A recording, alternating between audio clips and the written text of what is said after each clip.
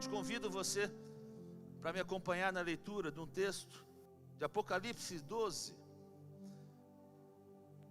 E eu quero falar sobre esse tema, vencendo as armas invisíveis das trevas. Falou de diabo, capeta, ninguém fala amém, né? Mas sabia que você que é salvo por Jesus Cristo, você tem ferramentas para vencer o diabo e o que ele vem sobre nós? Amém? Vamos aprender um pouquinho da palavra de Deus hoje. Apocalipse 12, 10, 11 e 12, 3 versículos. E ouvi uma grande voz no céu que dizia: agora chegaram a salvação, e a força, e o reino do nosso Deus, e o poder do seu Cristo, porque já o acusador dos nossos irmãos é derribado, o qual diante do nosso Deus os acusava de dia e de noite. E eles o venceram pelo sangue do Cordeiro e pela palavra do seu testemunho. Glória a Deus. E não amaram a sua vida até a morte. Pelo que alegrai-vos, ó céus, e vós que nele...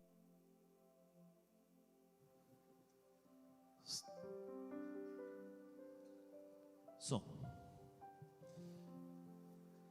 Pelo que alegrai-vos, ó Deus, ó vós que neles habitais, ai dos que habitam na terra e no mar, porque o diabo desceu a vós e tem grande ira, sabendo que já tem muito tempo, sabendo que tem pouco tempo.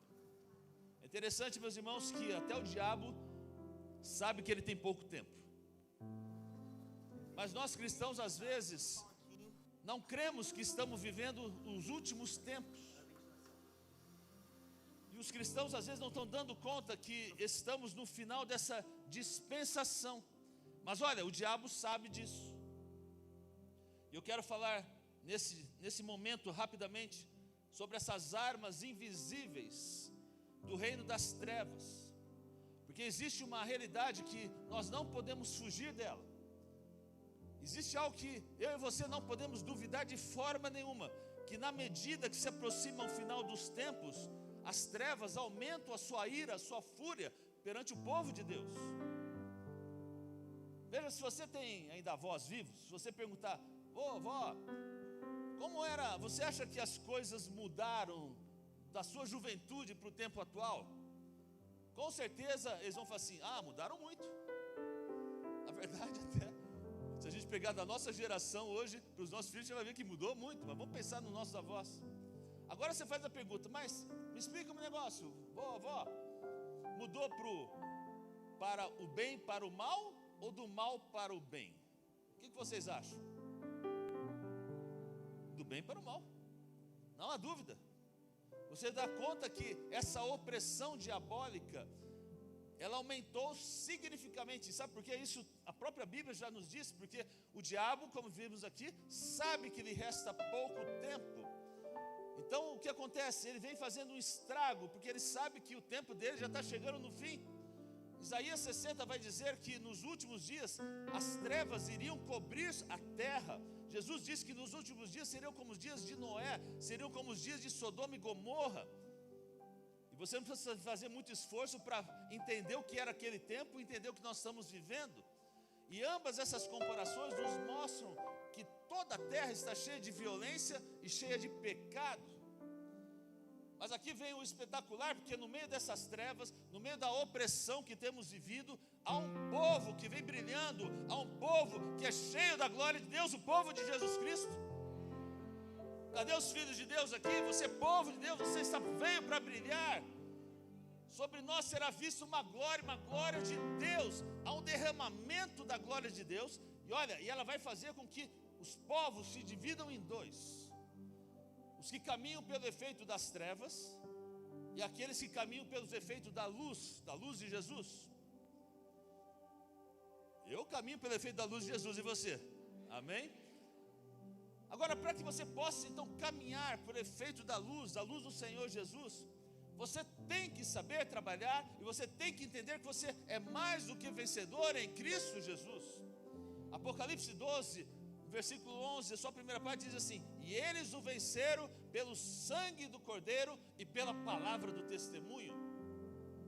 Então você tem que vencer as trevas, você tem que vencer o inimigo. Romanos 12, 21 diz: não te deixes vencer o mal, mas vence o mal com o bem. Há Há uma guerra, meus irmãos, eu e você estamos nela. Agora, algo em nós que nos faz poder vencer o mal. E é isso que nós necessitamos nesses últimos tempos, para ser uma igreja triunfante. Porque o Senhor Jesus não vem buscar uma igreja fraca, mas Ele não vem buscar uma igreja triste, não vem buscar uma igreja desesperada. Ele vem buscar a sua noiva, sem manchas, sem rugas, poderosa, ungida, cheia de amor, cheia de poder, a igreja de Cristo. Sabe qual a palavra que o Senhor vai dizer à sua igreja nesse dia? Entra no gozo do Senhor, servos fiéis. Entra no gozo do Senhor, IBC, servos fiéis. Essa é a palavra que o Senhor tem para a sua vida, para a minha vida. Essa é a igreja que o Senhor vai vir buscar. Uma igreja que pôde cumprir com a sua atribuição, aquela atribuição que o Senhor confiou. Uma igreja que triunfou por cima de todas as trevas que vieram contra ela. Agora, perceba uma coisa: a alternativa de não se vencer as trevas é muito difícil, é muito complicado. 2 Pedro 2,20 vai dizer assim: porquanto se depois de terem escapado das corrupções do mundo, pelo conhecimento do Senhor e Salvador Jesus Cristo, forem outra vez envolvidos nelas e vencidos, tornou-lhes o último estado pior do que o primeiro. O que isso quer dizer? Se você voltar a ser um prisioneiro, se você foi vencido ou derrotado, se você se enrola outra vez naquilo que o Senhor já tinha te tirado, já tinha te liberto, aquilo que o Senhor já tinha feito de você livre, se você se perde nisso, o que a palavra de Deus quer dizer é que seu estado posterior será pior do que aquele antes de você se converter. Olha que perigo. A Bíblia diz que virão 7 espíritos piores. Lucas 11, 24 a 26 vai falar isso. Quando o espírito imundo tem saído do homem, anda por lugares secos buscando repouso, e não achando disso, tornarei para minha casa de onde saí. E chegando, acha varrida e adornada. Mas então vai e leva consigo outros 7 espíritos piores do que ele, e entrando habitam ali. E o último estado desse homem é pior do que o primeiro. Esta alternativa nos faz entender que nós não podemos dar ao luxo de sermos vencidos pelo inimigo. Posso ouvir um amém? Meu irmão, você tem que vencer, você tem que conquistar. Você tem que ser mais do que vencedor em Cristo Jesus, por Cristo Jesus e para Cristo Jesus. Não tem jeito. 2 Coríntios capítulo 2, finalzinho do versículo 10 e 11, diz assim: para que não sejamos vencidos por Satanás, porque não ignoramos os seus ardis. Essa palavra ardis desse texto pode ser traduzida também como maquinações. Maquinações significa tramas, intrigas, conspirações, planos secretos para atingir um objetivo geralmente desonesto. Agora, a palavra maquinação no seu original, na questão bíblica, quer dizer ferramentas satânicas, planos e artimanhas em um sentido negativo.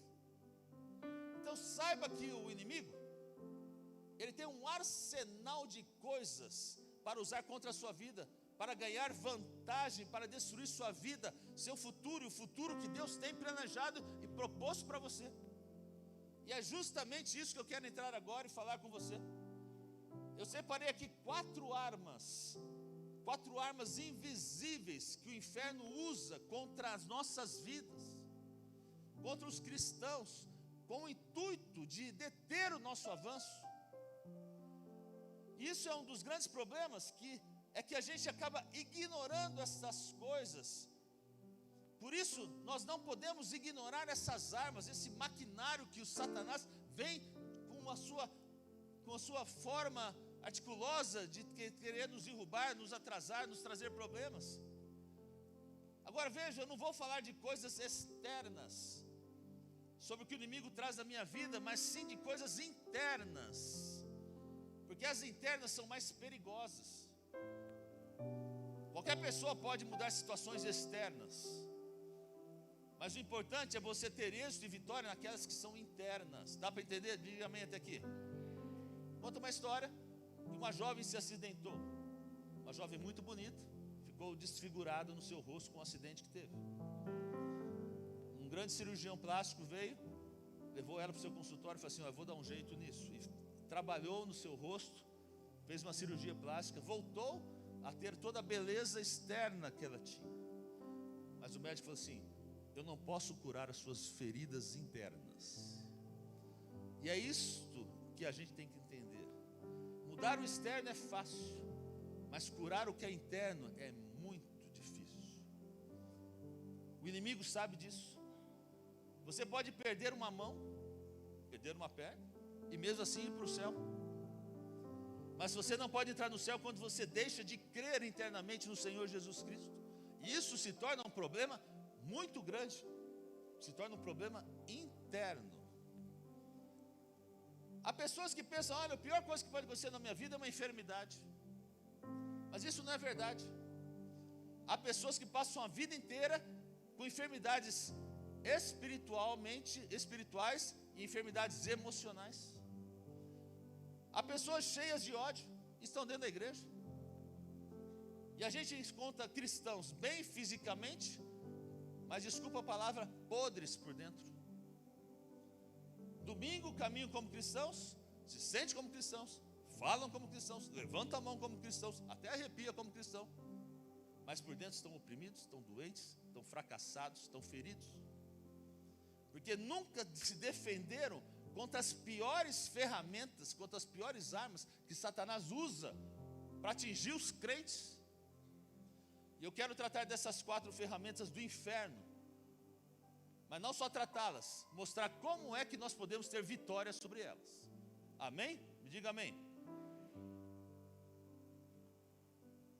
Começa com a primeira. Tentação, diga aí, tentação. Tentação é uma das armas preferidas de Satanás. Porque na tentação desata um mecanismo de morte. Tiago 1,14 vai dizer assim: mas cada um é tentado quando atraído e engodado pela sua própria concupiscência. Você tem concupiscência aí? A Bíblia tem umas palavras difíceis, né? Então vamos entender o que é concupiscência.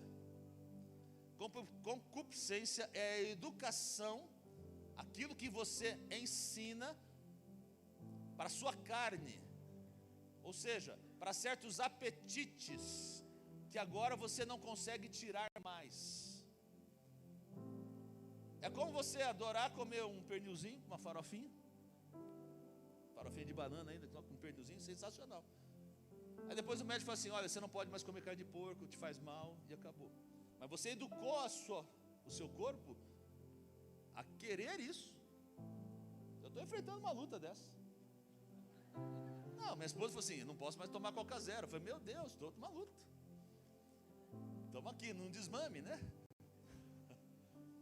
Veja, você muitas vezes na tentação você vai educando o seu corpo na carne a cometer certos problemas, e o diabo com sutileza vai trazendo isso na sua vida. Isso vai fazendo parte do seu dia a dia. Quando você menos espera, você já está no meio do pecado. E Deus diz: olha, todo pecado gera morte. Mas o diabo, ele usa de uma sutileza, porque ele te seduz. E o que é uma sedução? Olha que interessante, você nunca vai ver um homem seduzindo, por exemplo, uma mulher, sendo duro, sendo mal educado.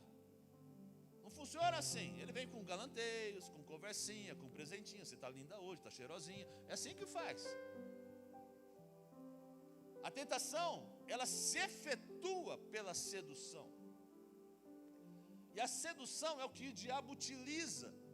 Ele utiliza a partir da sua fraqueza. Olha, vou dar um exemplo.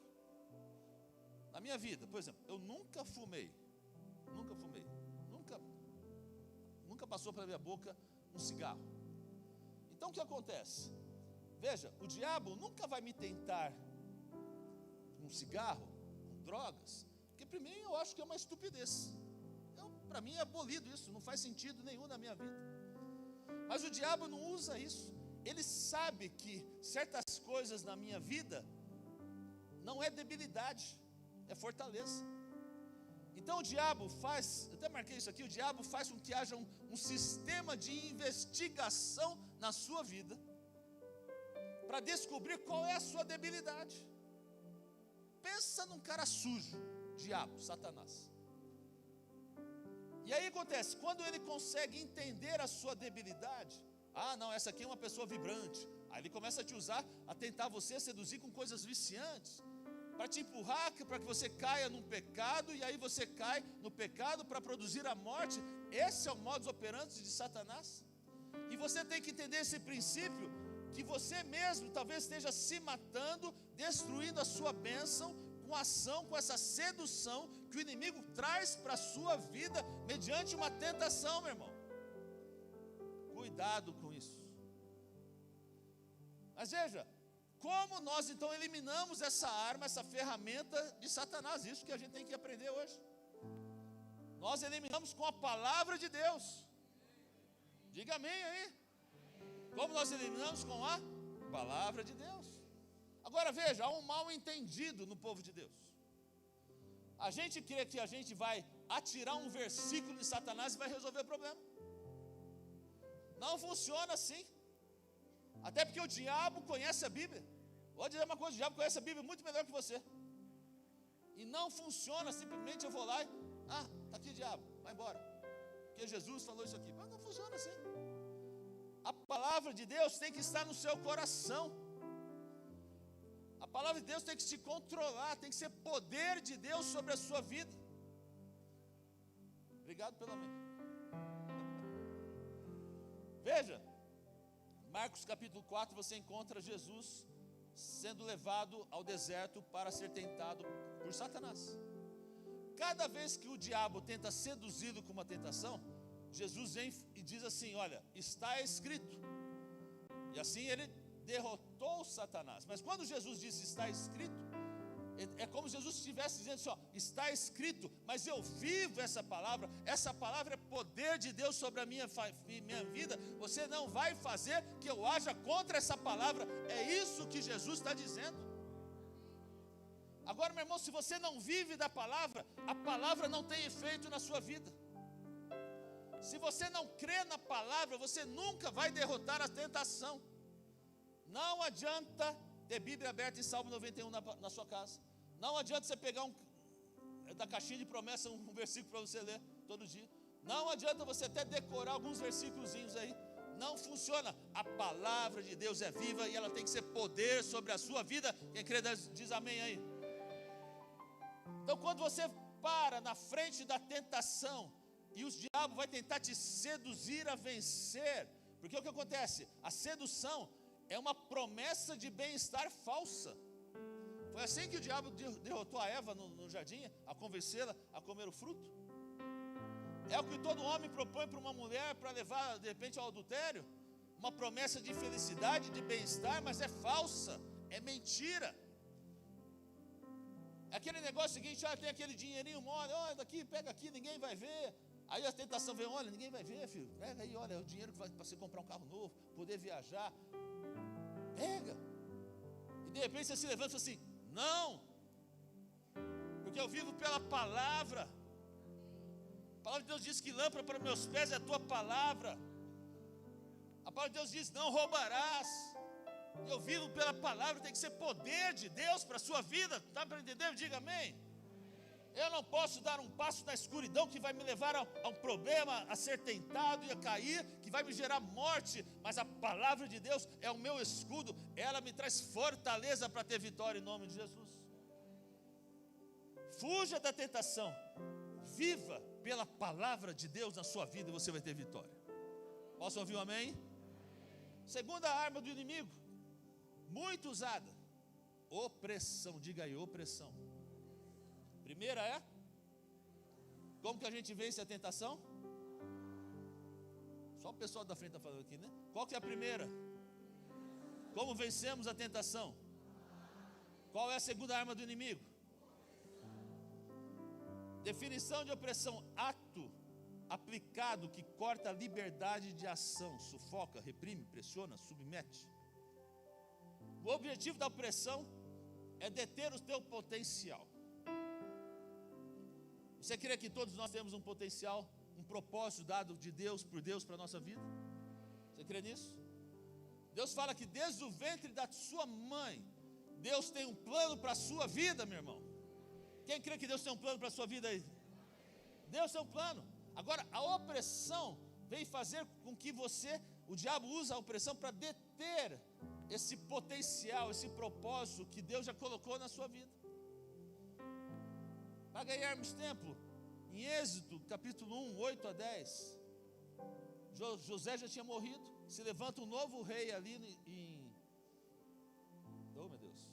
no Egito, e ele fala uma palavra interessante, olha, usemos, no versículo 10, Eias, usemos sabiamente para com ele, para que não se multiplique e aconteça que vindo guerra, eles também se juntem com nossos inimigos e pelejem contra nós e suba na terra.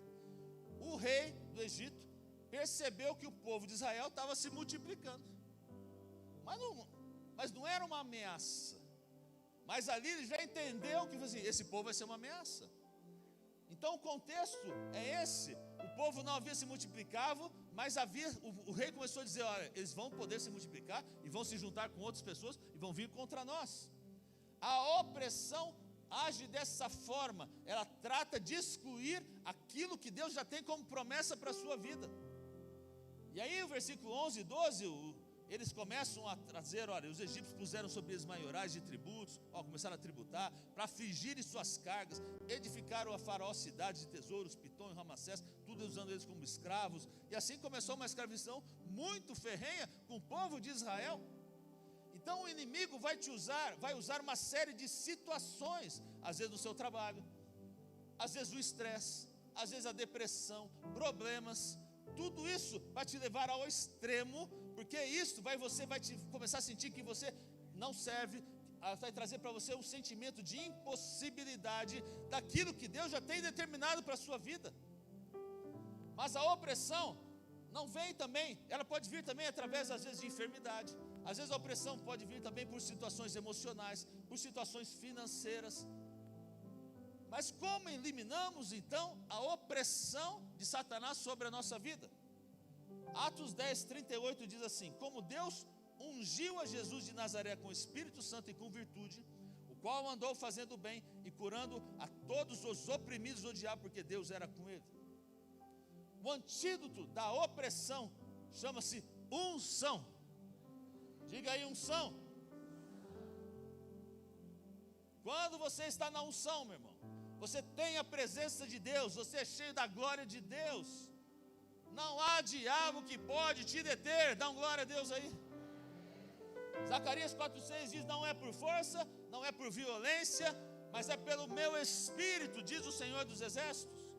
Isaías 10, 27 diz, e acontecerá naquele dia que a sua carga será tirada do seu ombro, o seu jugo do teu pescoço, e o jugo será despedaçado por causa da unção.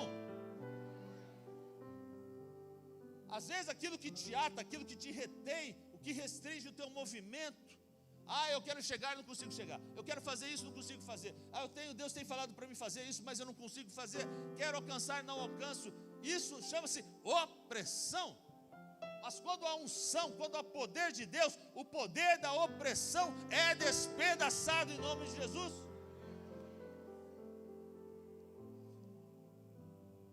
Por isso que quando vem a opressão, quando você está oprimido, há um segredo. Isaías 58,6 nos mostra esse segredo. Porventura, não é este o jejum que escolhi, que soltes as ligaduras da impiedade, que desfaças as ataduras do jugo, e que deixes livres os quebrantados, e que despedaces todo o jugo?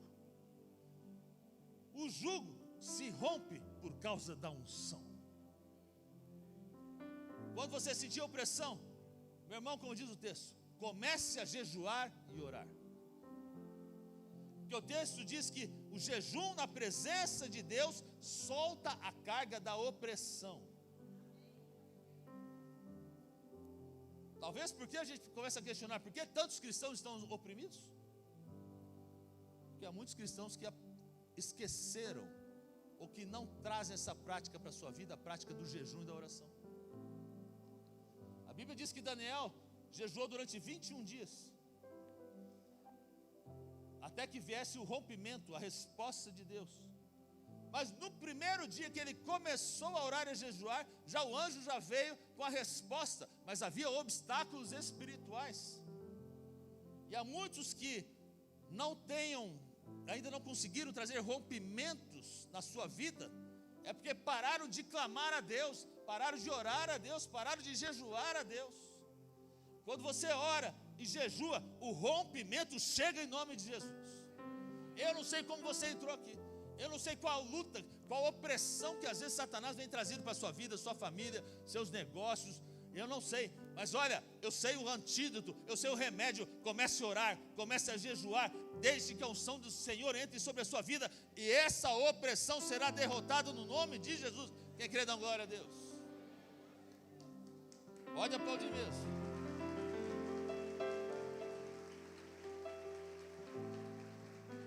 Terceira arma que o inimigo usa contra os crentes: medo. Diga aí, medo. O problema do medo é que o medo elimina a fé. Cada vez que olha, pode perceber na Bíblia, toda vez que um anjo do Senhor, uma entidade celestial se apresentava na presença de alguém, chegava o seguinte: não temas, crê somente. Porque gramaticalmente, o oposto do medo é valentia. Mas espiritualmente, o oposto do medo é fé. Então, onde há fé, não há medo. Onde há medo, não há fé. O medo é fé ao contrário. Então, quando se tem fé, quando você crê em Deus, nas promessas de Deus, você obtém de Deus aquilo que você tem esperado, aquilo que você tem aguardado do Senhor. Agora, quando se tem medo, você está acabando crendo no diabo. Esse é o problema. E se você tem medo, você crê no diabo, está crendo então nas ameaças que ele está fazendo, e você obtém do diabo aquilo que ele falou que ia fazer com a sua vida. Não tem jeito. Como nós eliminamos o medo? Não tem jeito, somente mediante a fé. Diga aí, fé. 1 Pedro 5,8 diz: sede sóbrios, vigiai, porque o diabo, vosso adversário, anda em derredor, bramando como um leão, buscando a quem possa tragar. Ou seja, o diabo, o inimigo, ruge como leão, buscando a quem quer devorar. Esse é o texto. Agora, por que ele faz isso? Porque ele ruge ao redor de algo, que ele quer te intimidar, ele quer trazer medo na sua vida. Isso é o que o inimigo faz. O inimigo começa a rugir ao lado do seu negócio, começa a rugir ao lado da sua casa, rugir ao lado da sua vida, do seu casamento, das suas emoções. Mas o versículo 9 diz assim: resistir firmes na fé. Perdeu para dizer um amém aí, bem. Quando você começa a sentir medo de alguma coisa, você tem que se firmar na sua fé, meu irmão. Não tem jeito, tem que se firmar na sua fé. Você não pode dar um passo atrás. Pare, comece a proclamar a palavra de Deus. Você tem que crer, tem que crer, tem que crer, tem que crer, tem que crer.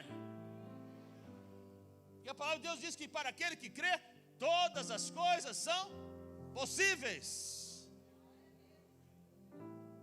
Veja que a fé é o escudo que elimina os dardos do inimigo. Quando Paulo trata isso, ele está pensando naquela armadura que o soldado romano tinha. Veja que o escudo ia sempre na frente do soldado. E outra coisa interessante, que a armadura que o soldado tinha, toda ela também estava para proteger a sua frente, que era onde ele entrava em batalha. Agora, o que o inimigo quer fazer é te trazer medo para que você recue. Quando você volta e foge, o que está exposto para o inimigo é suas costas, e nas suas costas não há proteção. Agora, quando você tem fé, pode vir o leão, pode vir o gigante, pode vir o urso, você vai e diz como Davi se levantou: eu venho no nome do Senhor Jesus, aquele que é rei dos reis, que é o Senhor da batalha, e essa batalha vai ser derrotada, você vai vencer por causa de Jesus Cristo. Mantenha-se firme, crendo em Deus, você será vencedor em nome de Jesus.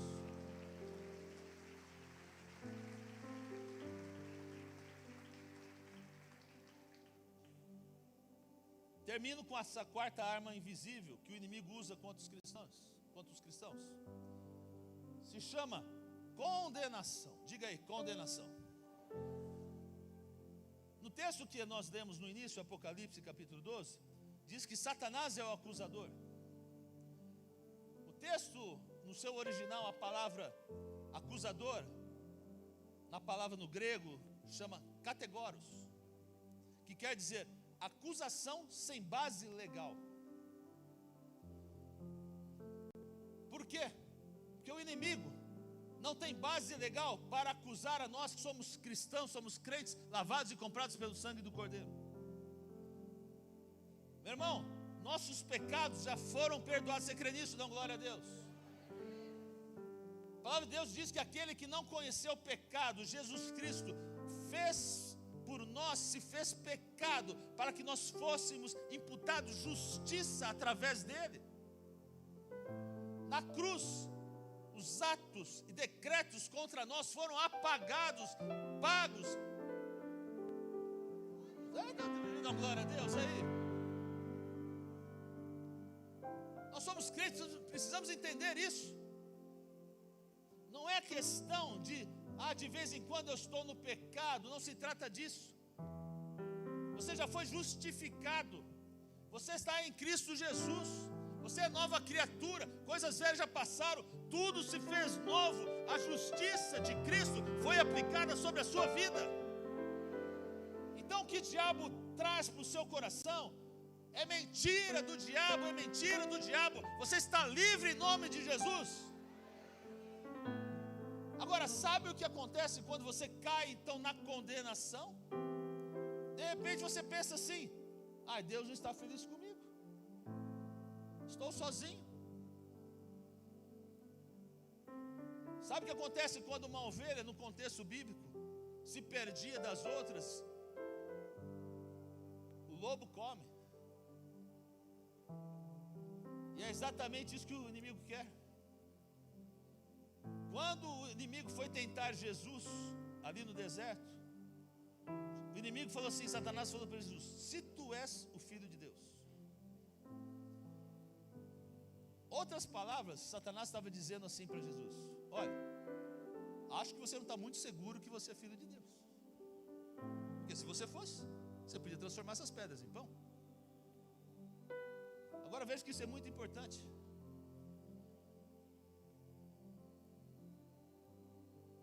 Satanás chegou para Jesus e queria induzi-lo de uma forma: se tu és o filho de Deus, você pode fazer isso. Se tu és o filho de Deus, você pode converter essas pedras em pão. E o diabo faz a mesma coisa conosco. Se você é filho de Deus, você não pode pecar assim. Se você é filho de Deus, por que você está nesse erro? Mas isso não é verdade. Diga aí, isso não é verdade. Porque você não é filho de Deus pelo aquilo que você faz. Você é filho de Deus por quem você é. Perdeu por dizer um amém, glória a Deus aí, meu irmão. Vou até repetir isso aqui. Você não é filho de Deus pelo que você faz. Você é filho de Deus por quem você é. Agora os cristãos ficam caindo nessa condenação, nessa acusação do diabo. Eu não sou o suficiente, eu não creio o suficiente. Eu acordei hoje, esqueci de orar, meu Deus do céu, esqueci de ler a Bíblia, minha caixinha de promessa. Eu esqueci, não fiz isso, não fiz aquilo. Tudo bem, são coisas boas, mas você tem que entender quem você é, não o que você faz. Você não pode ganhar o céu, porque Jesus, sim, Jesus ganhou o céu por você, meu irmão. fechando, um dos personagens que eu gosto muito no Novo Testamento é o filho pródigo. Veja, ele errou pra caramba, perdeu tudo, meteu os pés pelas mãos, né? Mas ao reconhecer o seu erro, ele disse: na casa do meu pai tem muito pão. Eu estou cometendo erros, mas veja, ele continua sendo meu pai. Eu continuo sendo seu filho. Eu tenho 2 filhos, Mateus e a Lorena, estão aqui. Por mais erros que eles possam cometer na vida deles, eles continuam sendo meus filhos. Porque eles são meus filhos não porque eles fazem, mas pelos que eles são. Cabral, Mateus Cabral, Lorena Cabral. Eu sou o Hamilton de Jesus, e meu pai é o Senhor Jesus Cristo. Veja, por isso você não tem salvação, meu irmão. Você é salvo. Muda tudo, hein? Não é pelo que você faz, é o que Jesus já fez por você. Então você fala: eu tenho salvação. Negativo, você é salvo por causa de Jesus Cristo. Porque o que você tem, ninguém pode tirar.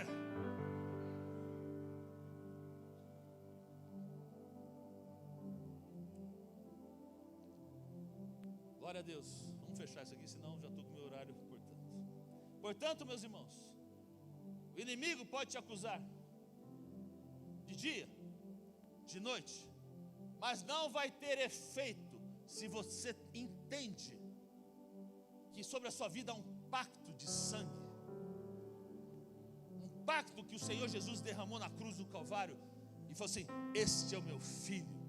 Aquele que chega aos pés de Jesus: este é o meu filho. É um pacto pelo sangue do Cordeiro de Deus.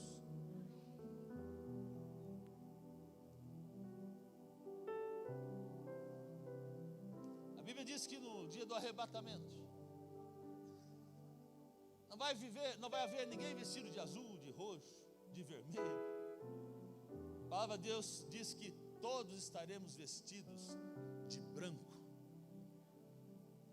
Agora, quem nos veste de branco no dia do arrebatamento?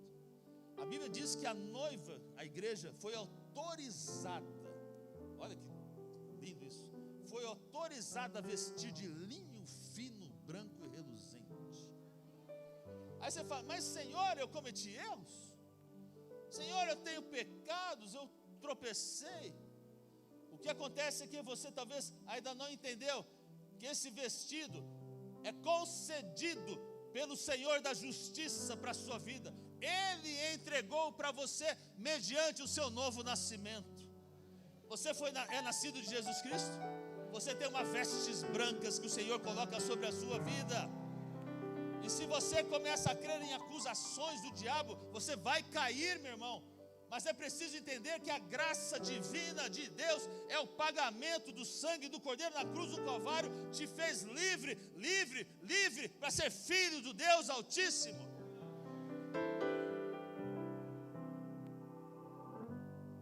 Vamos fechar.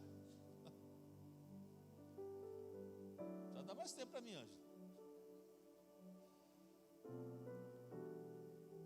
Meu irmão,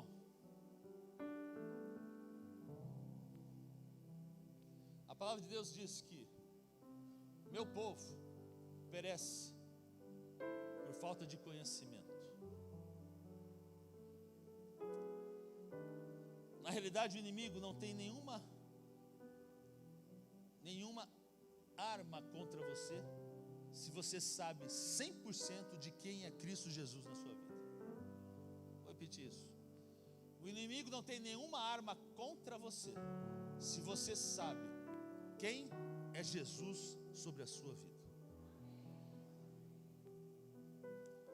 E hoje, eu creio que nós estamos rompendo argumentos que o inimigo tem atraído o povo de Deus para cair, se sentir fraco, se sentir vencido, a manipular suas emoções, seus sentimentos. Mas nessa noite, eu entendo que o Espírito Santo de Deus nos levou a ter uma compreensão das ferramentas que Deus nos dá para vencer essas armas que o inimigo tem contra nós. E eu quero orar por sua vida, eu peço que você fique em pé. Eu quero orar por você em 4 áreas. Talvez você tenha ou está passando por situações na sua vida de fortes tentações. Talvez você está passando a sua vida por opressão na sua saúde, na sua família. Talvez você tenha vivido ou tenha vivido medos do futuro, incertezas, inseguranças. Talvez por causa da sua vida, algumas coisas que você possa estar sendo feita erradamente, não há um problema quanto a isso. O inimigo tem te trazido condenação. Olha, nós já vimos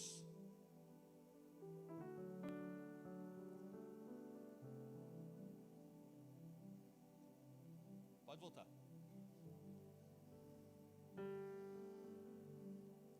Vamos tirar o foco. Nessa hora não. Nós já vimos como o inimigo age. E já vimos quais as ferramentas de poder que o Senhor entrega para nós que somos crentes. Mas a diferença é se eu sei usá-las ou não. Se você não souber usar a informação, se você não souber usar o conhecimento que Deus te traz, como fazê-la, você está fadado a ter problemas, a ter dificuldades, a ter uma vida tentada, seduzida, oprimida, com medo, com condenações. Mas a palavra de Deus diz que nós somos um povo livre. Deus nos chamou para a liberdade. Você crê nisso? Deus nos chamou para a liberdade. Eu tenho certeza que o Senhor quer agir nessa noite de uma forma poderosa na sua vida. E eu convido você, porque você sabe, você que é daqui, você sabe, aqui é um local de altar. Eu convido você, para você que quer ter uma transformação. Eu vou orar e vou fechar essa porta que às vezes o diabo vem agindo na sua vida. Em nome de Jesus, de hoje você vai sair aqui com vitória de Deus. Pode vir para o altar aqueles que querem oração, que querem entregar situações que você tem de alguma forma sentido, que você quer ter vitória na sua vida. Vamos, vem para o altar que eu vou orar pela sua vida. Você vai ter vitória hoje no nome de Jesus. Enquanto o instrumental está tocando uma musiquinha aqui leve.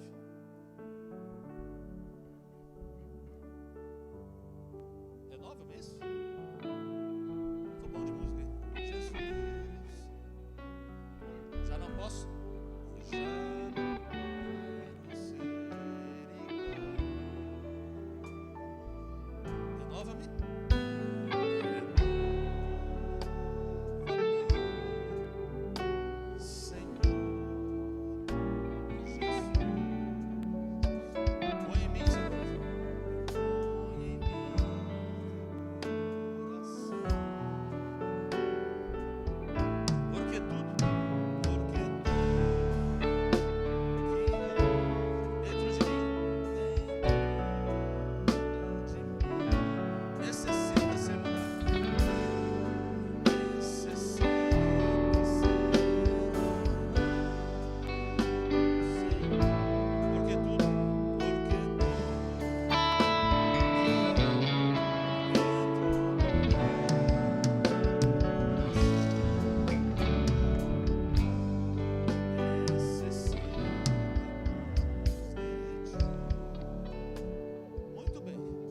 Você vai pôr a mão no seu coração aqui, aí. Você ouviu a palavra de Deus? Você ouviu o que Deus nos trouxe nessa noite? E Deus sabe aquilo que você tem enfrentado. Mas hoje é noite de vitória em nome de Jesus. Hoje é noite de recomeço. Hoje é noite que a gente bota um basta em Satanás nas suas artimanhas, no que ele vem fazendo. começar com uma declaração aqui. Diga assim: Senhor Jesus. Todo mundo, diga aí: Senhor Jesus, nesta noite eu declaro que o Senhor Jesus é o Senhor da minha vida, que eu sou teu, fui comprado pelo sangue do Cordeiro, e que sou de Jesus Cristo, e que o diabo não tem contra mim nada, que contra a minha vida há o poder do sangue de Jesus. Agora com autoridade, hein? E em nome de Jesus, eu entro nas regiões celestiais e declaro a você, Satanás, que sobre a minha vida, sobre a minha família, sobre os meus negócios, sobre a minha casa, o sangue de Jesus já lavou, já comprou, já pagou toda a condenação, e você não tem autoridade. Sai agora no nome de Jesus.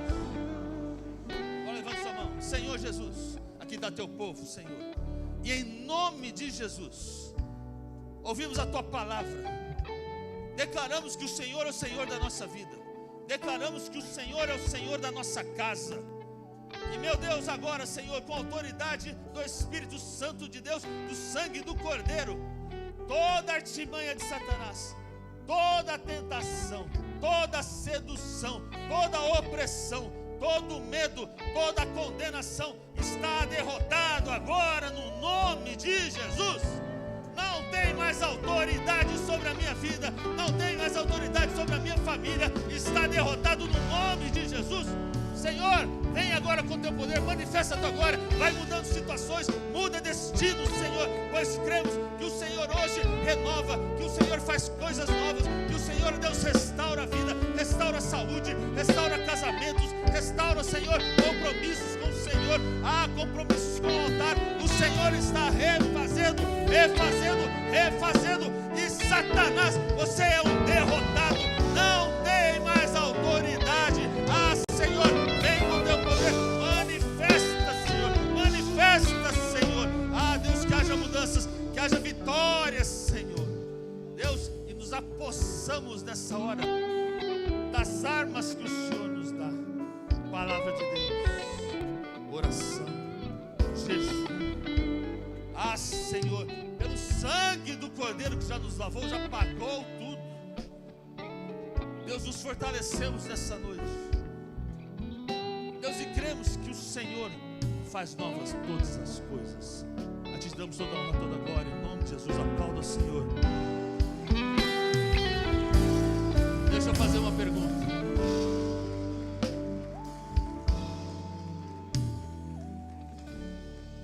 Sabe que talvez você está aqui e talvez você se afastou de Deus, porque o diabo te colocou sujeira no teu ouvido.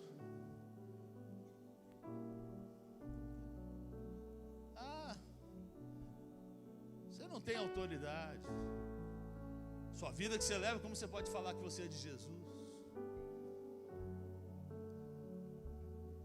Entenda uma coisa, meu irmão, é graça e misericórdia.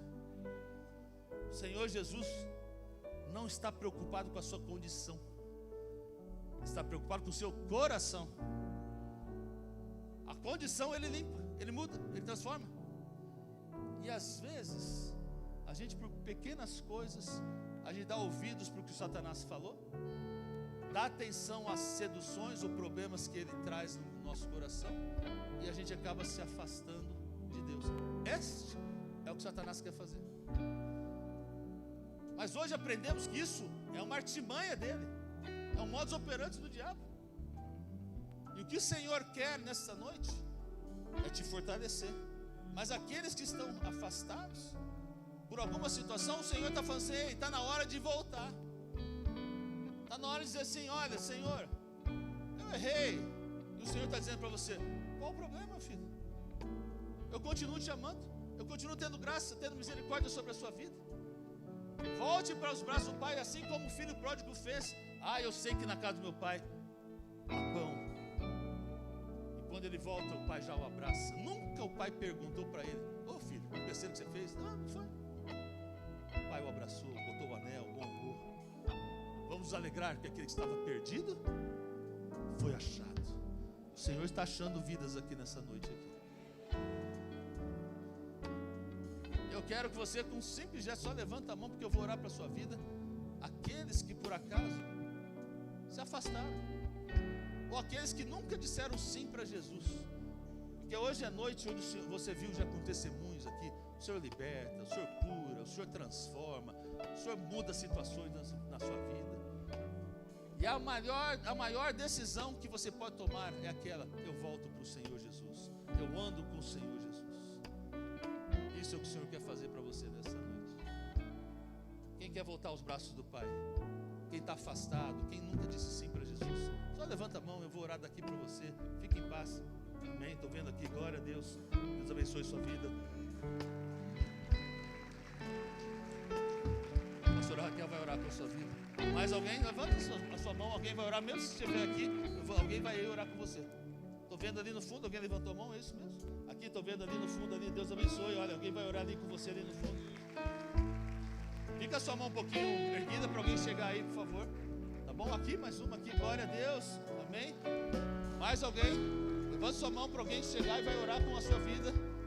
Mais alguém? Levante sua mão. É o Senhor Jesus falando: e volte. Ouça o que o Satanás colocou. Ouça aqui também, olha que linda. Deus abençoe. Aqui, olha, vem aqui. E ora com você, ora com ela, vai orar com você aqui.